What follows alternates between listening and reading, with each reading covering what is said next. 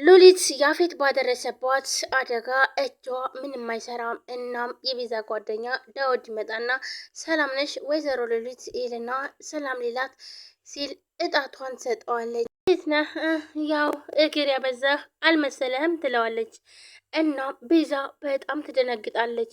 ምክንያቱም ዳውድና ቤዛ አንድ ላይ ነው የመጡ።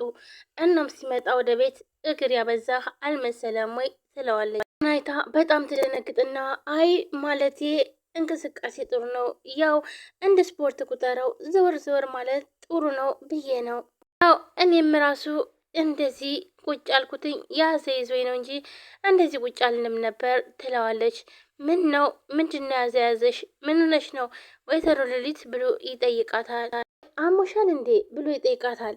እናም ሉሊት ተነስታ ልታወራ ስትል ቤዛም አቋይ አንቺ ሴትዮ ግን ምንድን ነው የምትቀባጥሪው ብላ ስትቆጣትኝ እንደገና መለስ ትላለች።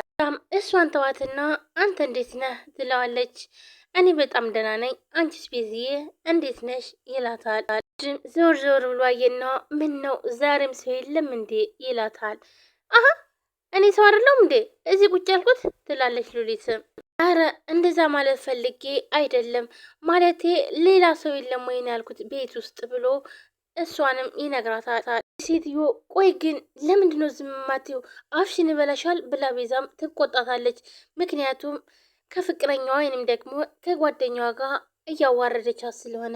ኤፍራታም ባኞ ቤት ገብታ የያፌትን ጸጉር ከማበጠሪያ ላይ ይዛ በሶፍት ጠቅልላ ፈጣሪ ወይ እባክህን እርዳኝ እያለች ታስቀምጣለች። እናም ስልኳን አወጥታ ለዶክተር ትደውላለች እና ዶክተሩንም ነገ ለመምጣት ፈልጌ ነበር ትለዋለች። ይቻላል ነይ እኔ ቢሮ እኖራለሁ ይላታል። እሺ ዶክተር አመሰግናለሁ ብላ ስልኳን ትዘጋለች።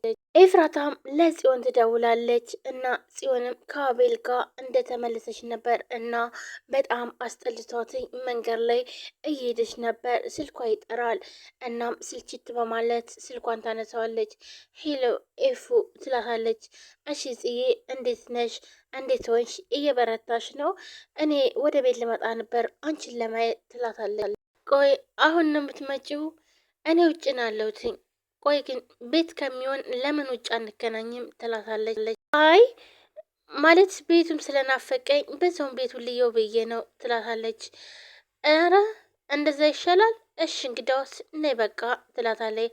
እሺ እመጣለሁ ብላ ኤፍራታም ስልኩን ትዘጋና እባክን ፈጣሪ ወይ እርዳኝ ትላለች። ምክንያቱም አሁን የያፌትን ጸጉር ይዛለች። እናም የቀራት ደግሞ የናታን ነው። የናታንን ጸጉር ለመውሰድ ነበረ የሄደችው። እናም ኤፍራታም ቆይ ለምንድን ነው ግን በዚህ ሰዓት የወጣሽው? በሰላም ነው ትላታለች። እኔ ደህና ነኝ፣ ነገር ግን ደግሞ ያለውን ነገር ስንገናኝ እነግርሻለሁ ትላታለች። እሺ ትልና ስልኩን ትዘጋለች። ናታን ከውጭ ወደ ቤት ይመጣል። ሉሊትም ያው እንደታመመች ስለሆነ ተኝታለች።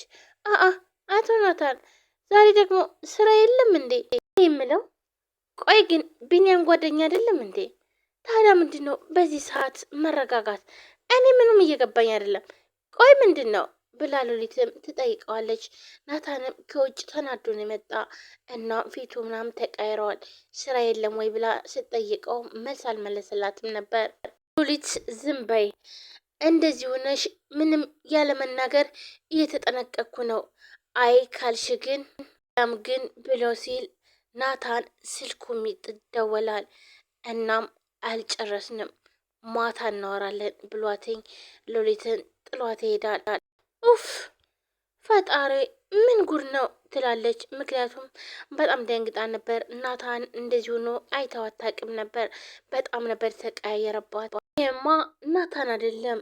ቆይ ግን እንዴት ነው የሚያደርገው እንዴ? እኔ ታዲያ ምን አደረኩኝ? ምን አጠፋውኝ? ጥያቄ መጠየቅ አይቻልም እንዴ? ኦኦ ትላለች ሉሊትም። ሰላም ሰላም፣ ጤና ይስጥልን ውድና የተከበራችሁ የቻናል ቤተሰቦች እንዴት ናችሁ? ደህና ናችሁ? ሁሉ ሰላም ሰላማችሁ ብዝት ይበል። ለዚህ ቻናል አዲስ የሆናችሁ ሰብስክራይብ፣ ላይክ፣ ሼር በማድረግ ቤተሰቡኑ ቤተሰብ ሆናችሁም ከልብ ነው የማመሰግነው። ውድ ቤተሰቦቼ ዛሬም በአዲስ ቪዲዮ መጥቻለሁ። ሐረግ ድራማ ቀጣይ ክፍል ይዤላችሁ መጥቻለሁ። ሉሊትም አሁንም እንደተኛች ነው፣ እንደታመመች ነው። እናም እጇም መንቀሳቀስ አትችልም። አሁን ላይ ወሬ የምታመላልስም በቃ ስለታመመች ተኝታለች። ስለዚህ ምንም አይነት መረጃ ስላላገኘች ናታንም ስትጠይቀው ጥሩ መልስ አይመልስላትም። ሁሉም ቤዛም እንደዛው ናና ዳዊት ወደ ቤት ሲመጡ እናም ሉሊትን ሰላም ማለት ነበረበት እና ወይዘሮ ሉሊት ሰላም ብሎ እጁን ይዘረጋላታል እና እሷም እጇን ስለታመመች እጇን ቀስ አድርጋ ሰላም እንዴት ነህ? ምን ነው እግር ያበዛህ አልመሰለህም? ትለዋለች። እንደዛ ስትለው ቤዛ በጣም ነበር የተናደደችው። ፊቷን ሁሉ ቅሪር አረገችው። አይ ማለቴ እግር ማብዛት ጥሩ ነው፣ ወክ ነው፣ ስፖርት ነው ብዬ ነው። እኔም ያዘ ይዞኝ ነው እንጂ እዚህ ቦታ ላይ ተቀምጬ አታየኝም ነበር ትላለች። ቆይ ማለት ምን ሆነሽ ነው?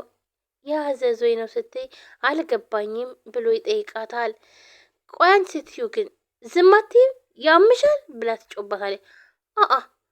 አሁን እኔ ምን አረኩኝ? እኔ እዚህ ቦታ ላይ አልቀመጥም ነበር እናልኩት ምን አጠፋው? ትላለች። እናም እያወሩ እያለ ቆይ ዛሬም ሰው የለም ይላታል። እንዴ አንተ አሁንስ አበዛው፣ እኔ ሰው አይደለሁም እንዴ? ትለዋለች ሉሊትም አይ ማለቴ ሌላ ሰው የለም ወይ ና ያልኩት